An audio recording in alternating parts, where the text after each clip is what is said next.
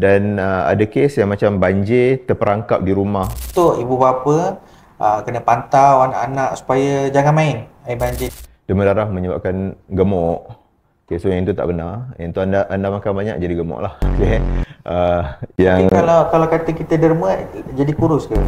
Demam darah tu ramai orang nak buat, tetapi tengok-tengok setelah setahun 2 tahun tak derma lagi sebab dia tak plan. Okay? Dia tak tahu nak derma kat mana apa semua. Mereka tak kira masa, bencana tak bencana, diorang masih memerlukan bekalan darah yang berterusan.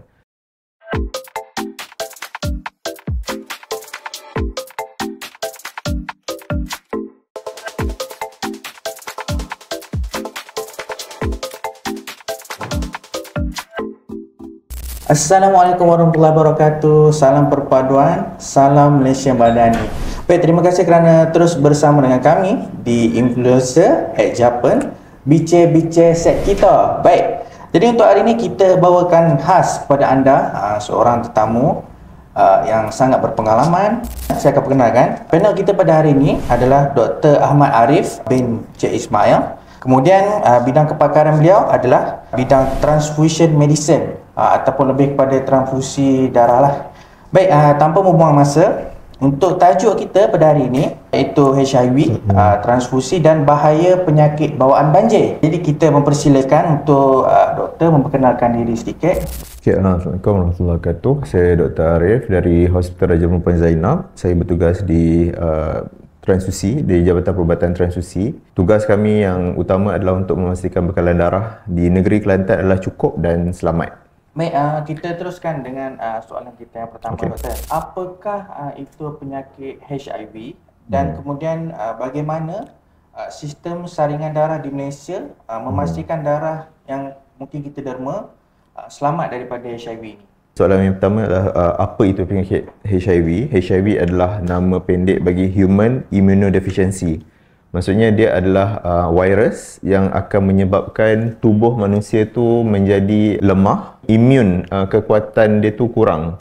Maksudnya orang yang normal, kita kuat untuk melawan penyakit dan jangkitan. Tetapi orang yang ada HIV virus tu, V virus, dia akan kurang kekuatan untuk melawan jangkitan. Itu yang part pertama. Yang part kedua adalah untuk orang yang menderma darah. Semua orang yang derma darah, darah yang didemakan kami akan cek HIV, hepatitis B, hepatitis C dan sifilis. Ada 4. Okay? Minimum requirement oleh WHO, Pertubuhan Kesihatan Sedunia, minimum 4 tu wajib dibuat. Dan darah yang lulus saringan sahaja yang kita akan bagi kepada pesakit.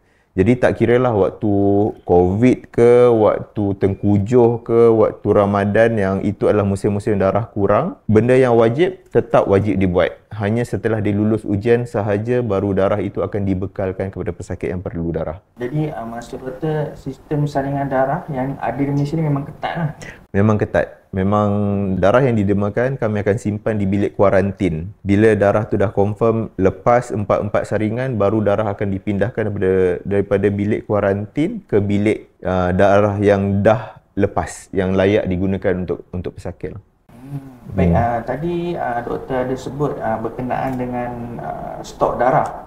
Kemudian bagaimana kalau contoh mungkin pada musim banjir sendiri menyebabkan stok darah tu kurang? Kami di HFPZ, kami membekalkan darah kepada semua hospital KKM di seluruh negeri Kelantan dan juga hospital swasta di seluruh Kelantan. Jadi tugas kami adalah memastikan darah adalah cukup dan selamat.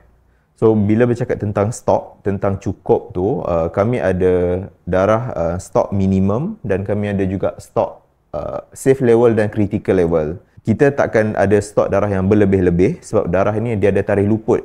Kalau terlebih nanti darah akan expired. Dan kita juga takkan ada darah yang kurang juga. Kalau kurang nanti tak cukup untuk bekalan darah kepada hospital-hospital daerah dan hospital swasta. Jadi antara musim yang kami sudah kenal pasti sebagai musim kemarau bagi kami di tabung darah adalah musim tengkujuh, Ramadan, dan itu lagi waktu COVID lah. Okay, waktu COVID 2020, 2021, seluruh dunia sebenarnya memang mengalami kekurangan stok darah. Jadi spesifik untuk sekarang kita adalah di musim tengkujuh. Kita baru dapat wave yang pertama. Kemungkinan besar wave kedua, wave ketiga akan datang dalam masa tempoh 2 bulan ni.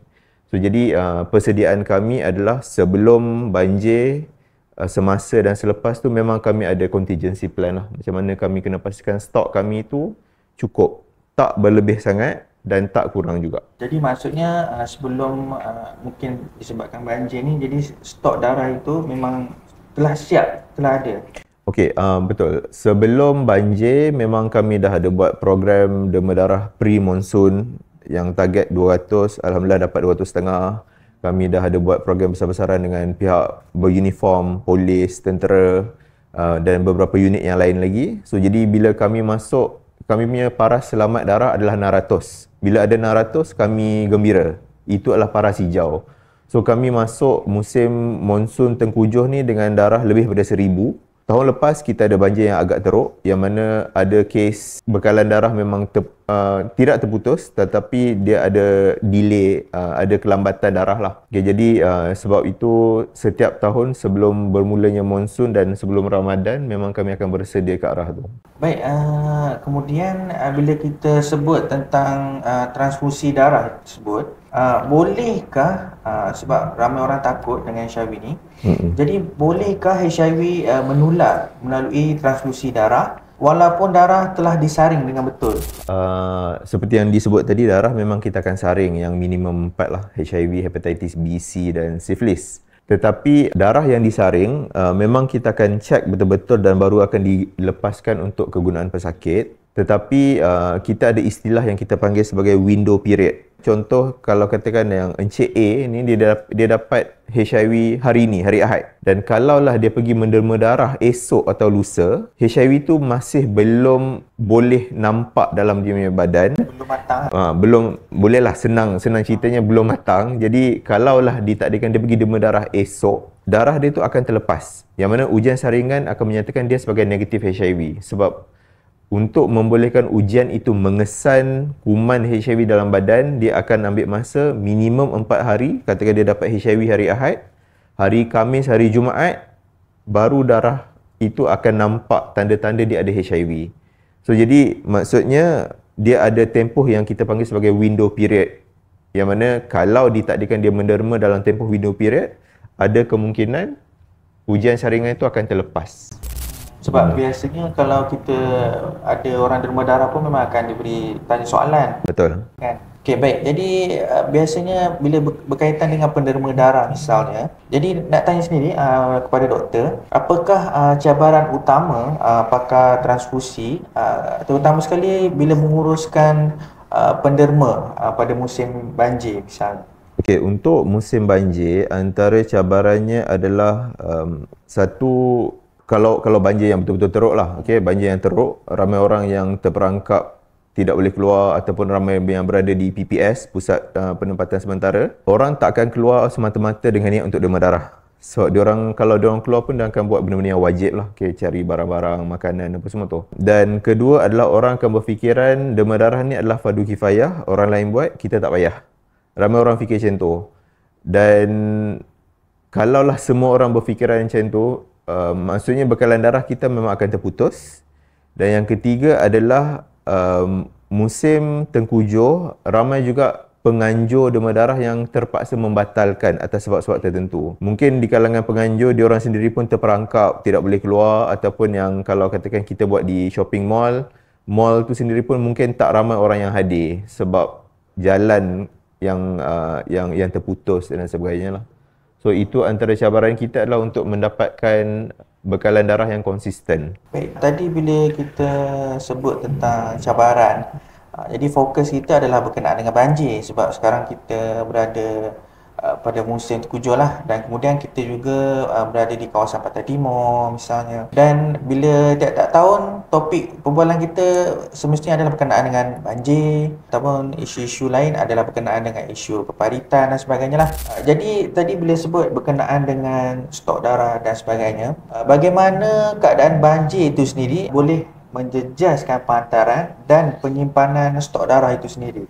Kami di HFPZ, kami adalah tabung darah bagi seluruh negeri. Kami yang kumpul darah dan kami juga yang akan membekalkan darah kepada semua hospital, termasuklah Gua Musang, Jeli, bacok, pasir putih, pasir emas semua. Jadi ketika musim banjir, contohnya tahun lepas kalau siapa yang ingat, tahun lepas kita terputus jalan antara Machang ke Kuala Kerai, Sungai Durian, tanah runtuh ataupun air naik tinggi, menyebabkan darah yang sepatutnya dibekalkan ke Kuala Kerai dan Gua Musang terputus.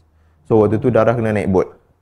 Dan itu adalah salah satu plan lah dari segi contingency. Yang kedua adalah darah yang dah ada. Okay, ni darah yang dah ada ni. Darah yang dah ada tak boleh dibekalkan. Yang kedua adalah untuk makluman, darah yang kami dapat, yang kami screen HIV, hepatitis, itu kami buat screening tu kami buat di KL, di Pusat Darah Negara di Kuala Lumpur. Ini adalah amalan untuk negeri-negeri Pantai Timur.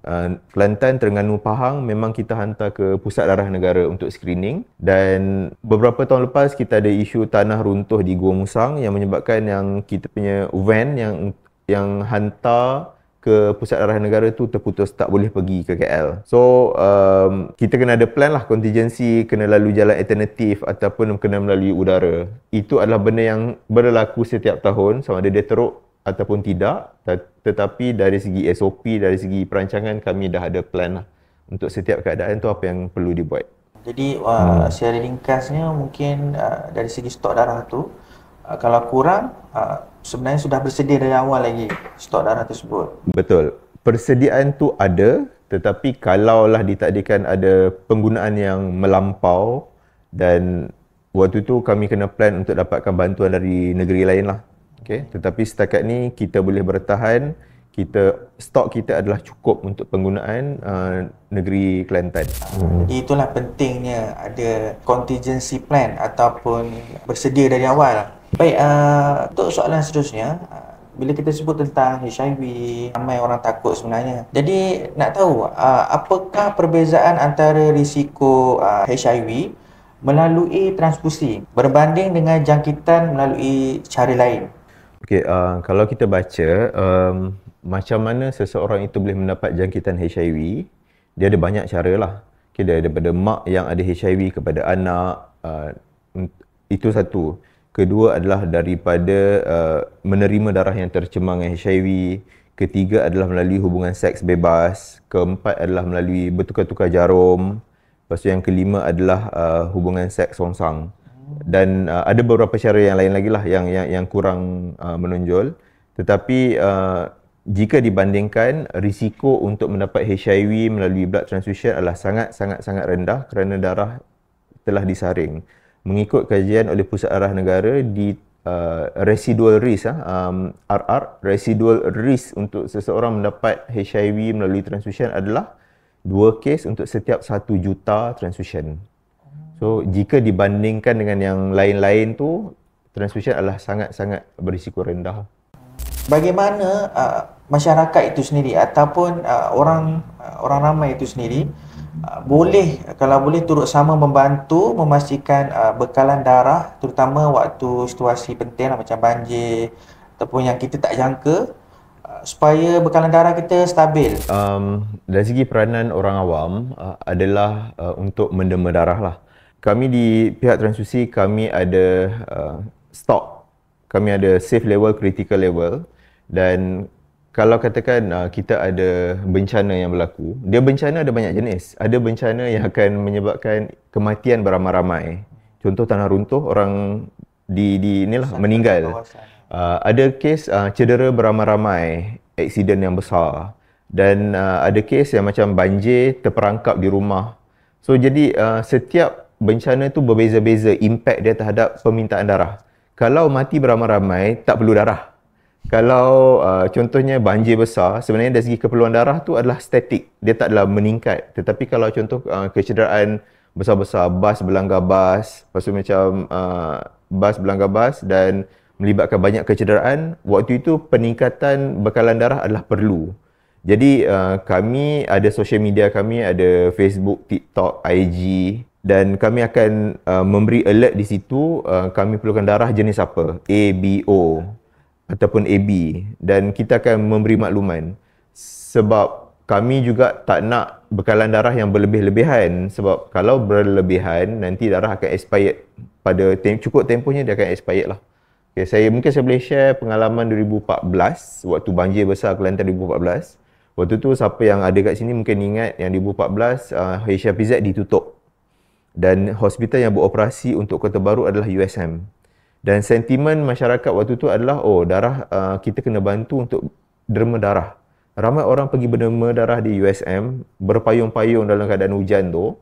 Dan sedangkan dari segi permintaan darah, penggunaan darah tu statik. Dia pembedahan yang besar-besar tak dibuat, dia hanya case emergency sahaja. Jadi bila terlalu banyak dan banyak darah yang kemudiannya expired di USM. Jadi itu pun antara pelajaran yang kami belajar, berkena berkomunikasi supaya orang, ialah sentimen kan, orang berniat baik untuk membantu, memang itu sangat kita berterima kasih, tetapi dia kena, itulah pihak transfusi pun kena berkomunikasi, ini boleh tangguh dulu, mungkin A dengan B tangguh dulu, O sahaja yang perlu, okay, supaya kita ada koordinasi supaya darah tidak berlebihan. Mungkin saya boleh share kalau siapa yang ingat kes Highland Tower 1992, Cik Aiman mungkin dah ada ke? Itu belum lagi. Tapi okay. Kes tu memang terkenal sebenarnya. Rumah di atas bukit yang terbalik tu. Bos saya di KL, dia ceritakan yang waktu tu sentimen orang nak membantu. Waktu tu Pusat Darah Negara KL belum ada lagi. Dia adalah sebahagian daripada HKL, tabung darah HKL. Orang beratur panjang nak derma darah di tabung darah HKL. Dan sebab bila kes kondo terbalik tu, orang mati. Orang mati tak melibatkan penggunaan darah yang banyak. Dia tak ada surge in usage of blood. So jadi sebenarnya waktu tu dari segi keperluan darah tak ada. Dia ada, maintain lah. Maksudnya dia tak adalah graf tu naik tiba-tiba, tak. Dia maintain. Tetapi orang yang datang menderma darah tu terlalu ramai.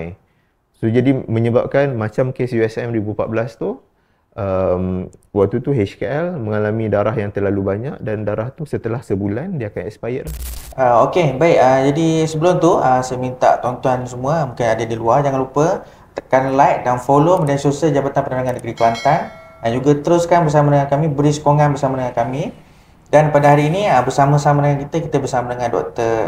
Ahmad Arif. Baik, untuk soalan seterusnya Doktor. Okey, mungkin soalan ni agak serius. Okey, apakah mitos? Sebab biasanya orang pandang HIV ni satu benda yang kalau boleh orang nak elak lah, tak nak ada HIV, tak nak ada AIDS.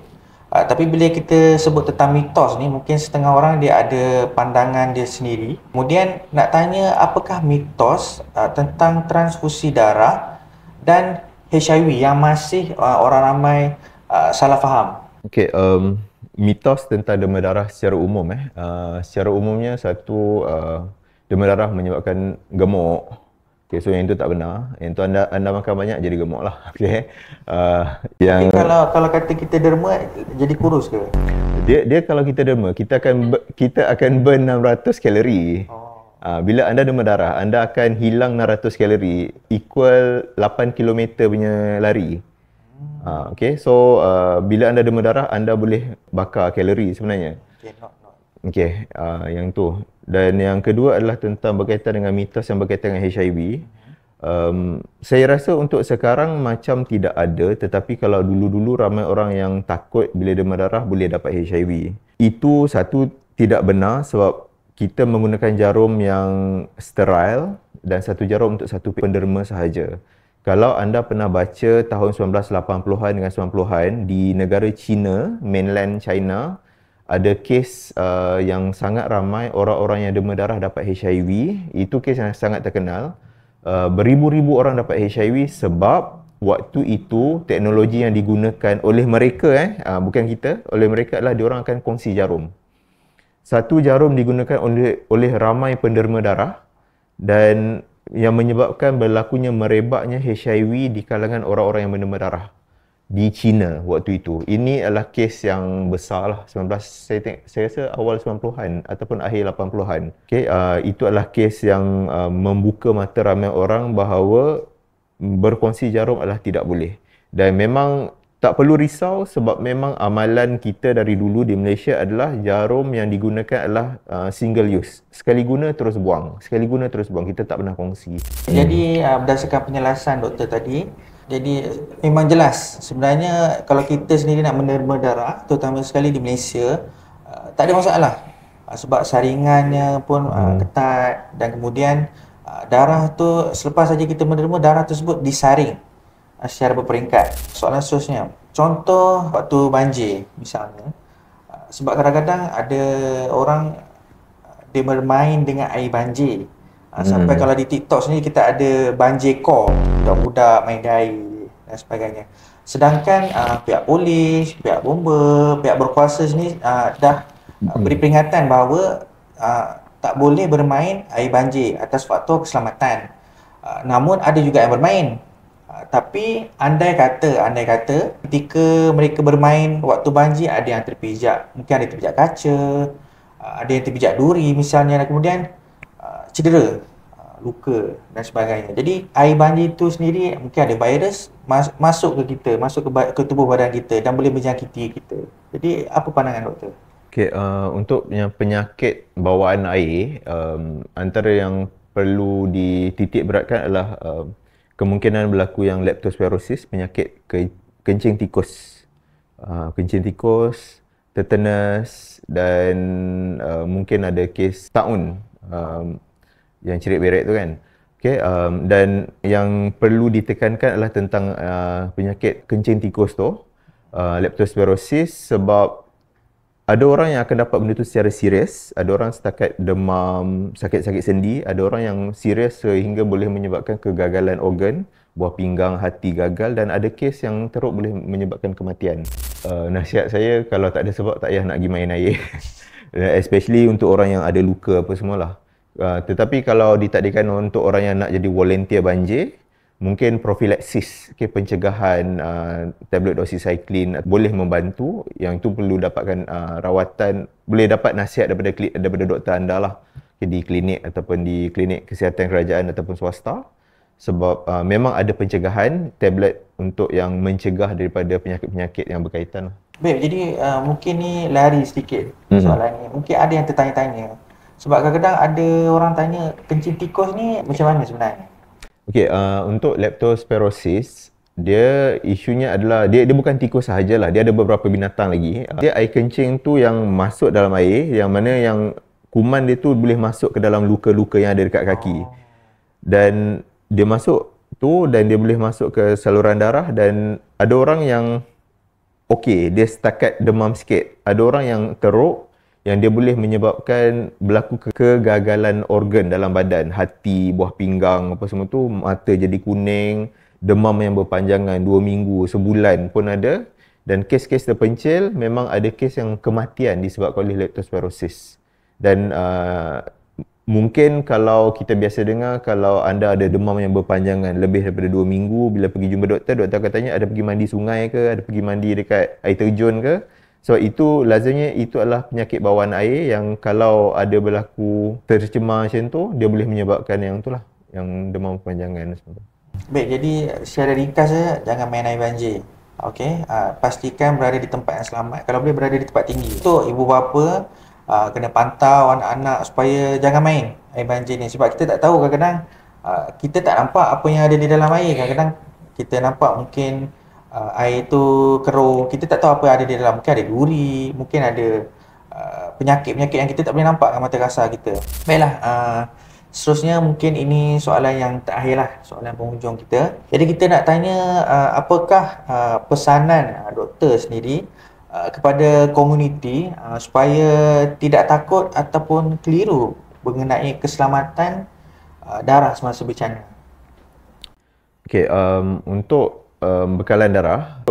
Bekalan darah waktu bencana, bekalan darah diperlukan sentiasa kerana di hospital tetap ada orang yang sakit, tetap ada pesakit kanser yang memerlukan darah, tetap ada orang penyakit buah pinggang yang perlukan darah, kita masih ada pasien thalassemia, kita masih ada pembedahan besar, kita masih ada kes-kes kemalangan. Mereka tak kira masa, bencana tak bencana, diorang masih memerlukan bekalan darah yang berterusan. Jadi bagi kami, pihak Transfusi Negeri Kelantan, tugas kami adalah memastikan darah adalah cukup, dan untuk membolehkan darah cukup, kami memerlukan orang awam untuk derma darah, dan kami tetap akan memastikan darah-darah yang dibekalkan tu adalah disaring, yang 4 tadi yang saya beritahu, supaya darah yang diberi kepada pesakit adalah darah yang selamat. Negeri Kelantan malangnya adalah negeri yang terendah pendemaan darah di seluruh Malaysia. Kalau kita tengok statistik, hanya daripada 1,000 rakyat Kelantan hanya 17 orang yang berdemam darah. Okay. Daripada 1,000 hanya 17 orang saja yang berdemam darah. Kalau kita banding dengan negeri yang lebih maju macam mungkin Pulau Pinang, Johor, KL, daripada 1,000, 40 hingga 50 yang demam darah. Sedangkan di Kelantan hanyalah 17 orang sahaja yang demam darah. Jadi mungkin ada orang-orang yang nak demam darah tapi dia tak layak, tetapi at least apa yang dia boleh buat adalah dia boleh menganjurkan, dia boleh ajak kawan-kawan dia tu, dia boleh tolong menyeru, dan mungkin boleh follow kami punya social media Derma Darah Kelantan. Kami ada Facebook, Instagram, TikTok Derma Darah Kelantan. Dan di situ kami akan share di mana kami buat program demam darah, apakah status terkini stok darah. Mungkin A banyak, B banyak tapi O yang kurang. So kami akan buat dalam bentuk traffic light. Kami akan tulis dalam bentuk, okay, yang ini darah ni ada cukup untuk stok 3 hari contohnya. So jadi at least kalau katakan Cik Aiman contohnya tak layak demam darah sebab atas apa-apa sebab, tapi at least Cik Aiman boleh tolong post, boleh tolong share kepada kawan-kawan yang layak tapi tak terfikir nak demam darah. Baik, terima kasih doktor. Baik, untuk tuan-tuan di luar sana, jangan lupa seperti yang doktor katakan tadi, follow media sosial Derma Darah Kelantan. Derma Darah Kelantan, dan di samping itu jangan lupa juga follow media sosial kita, iaitu Jabatan Penerangan Negeri Kelantan. Tekan like, tekan follow, dan dalam masa yang sama kita support juga Derma Darah Kelantan. Baik, jadi saya rasa episod ini yang mana perkongsiannya begitu menarik sekali. Mungkin yang terakhir lah, mungkin ada sedikit pesanan terakhir untuk pendengar. Dari segi demam darah, anda boleh demam darah setahun 4 kali untuk perempuan dan maksimum 6 kali untuk lelaki. Okay, misalnya saya bagi contoh saya sendirilah. Okay, saya dah demam darah lebih 60 kali dan saya memang plan. So saya dah demam bulan lepas, bulan 10, bulan 9 itu saya dah demam. Saya akan demam lagi bulan 12. Saya akan derma lagi bulan 3 waktu Ramadan. Sebab yang lazimnya kita akan kekurangan darah waktu tengkujuh waktu Ramadan. So saya memang dah plan yang saya akan menyumbang, memberi sedikit sumbangan pada waktu-waktu yang kritikal lah. Okay, demam darah tu ramai orang nak buat, tetapi tengok-tengok setelah setahun 2 tahun tak derma lagi. Sebab dia tak plan. Okay, dia tak tahu nak derma kat mana apa semua. So apa yang saya buat adalah saya dah plan. So saya dah derma bulan 9, saya dah plan. Okay, bulan 12 aku kena cari dan pergi derma darah. Okay, so jadikan benda tu sebagai sebahagian daripada kita punya yearly planning. Kan kita awal tahun kita dah plan kan apa kita nak buat tahun ni, nak jadi kurus ke, berat badan berapa kilo, jadi sadar ke, masa berapa persen. So kita dah ada plan awal tahun. So mungkin kita masuk azam awal tahun 2026, bulan 1 kita dah plan. Okay, bulan 3 Ramadan kita derma, bulan 6 kita derma, bulan 9 derma, bulan 12 derma. So kita dah buat planning tahunan dah untuk kita derma darah. So dan baru benda tu jadi. Baik, jadi terima kasih doktor. Jadi pada anda di luar sana mungkin ada minat nak derma darah, mungkin ada apa yang derma darah. Tapi untuk maklumat doktor, saya pun sendiri pun derma darah. Sebab kalau kita tengok mungkin bila kita derma darah tu ada buku derma darah. Mungkin ada manfaat-manfaat dia lah bila kita menderma darah. Okey. Jadi untuk luar sana jangan ragu, nak derma teruskan derma, tak ada masalah. Cuma mungkin mereka yang tak layak misalnya tak mengapalah. Tak ada masalah. Okey. Jadi terima kasih doktor, Dr. Ahmad Arif bersama dengan kita hari ini sudi memberikan kefahaman kepada kita yang mana saya rasa sangat bagus, yang mana sangat-sangat jelas, terutama sekali buat para pendengar kita. Jadi jangan lupa kepada anda di luar sana teruskan bersama dengan kami di Influencer at Japan, bice-bice set kita.